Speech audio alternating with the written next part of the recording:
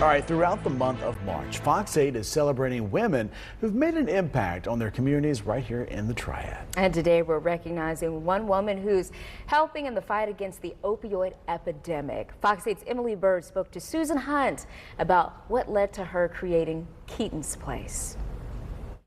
Like they say, beauty from ashes, shame into glory. Susan Hunt's son, Keaton, loved experiencing life. His claim to fame is what I tell everybody. He read Harry Potter from front to back when he was in 2nd grade. He was a scuba diver, a certified PADI diver at 10. Keaton was talkative, loving, the life of the party really, but becoming a teenager has its challenges.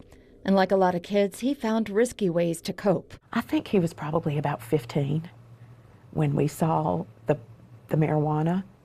And, everybody was smoking pot, it seemed like, because I was working at school and our SRO officer said, oh, Susan, about 80% of these kids are smoking weed. For the next few years, Keaton's drug use spiraled downward from pot to heroin. And at the age of 20, he died from a fentanyl overdose. It was a long, excruciating struggle for the whole family. But Susan seized her grief and put it to work, starting Keaton's Place. We pretty much help anybody that comes to our door. We transport folks all over the state. We've got 2 vans, and we take people to rehab as far away as Wilmington and also up to the mountains in Asheville. Everything we do is free.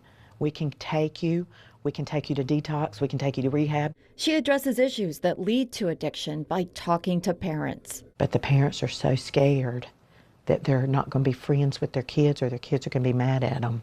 And I want to shake them.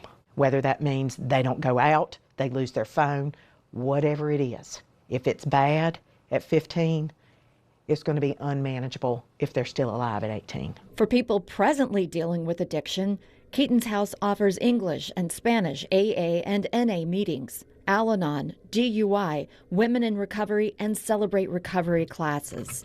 There are stations set up for anyone who needs a drink, snack, or Narcan, no questions asked.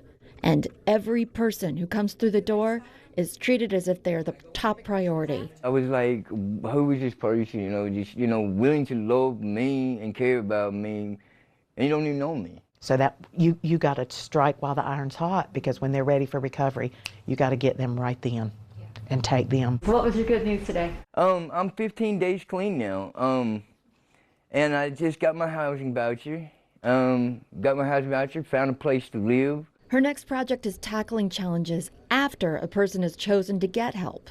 Specifically, the 4 to 5 day wait period people have to survive between detox and rehab, when addicts are at their greatest risk of relapse or overdose. So what we're trying to do is make this transitional housing here in Asheboro to hold them in a safe and sober environment until a place opens up. Once out of recovery, they can return to the house as mentors for new residents and continue their own journey back into society sober.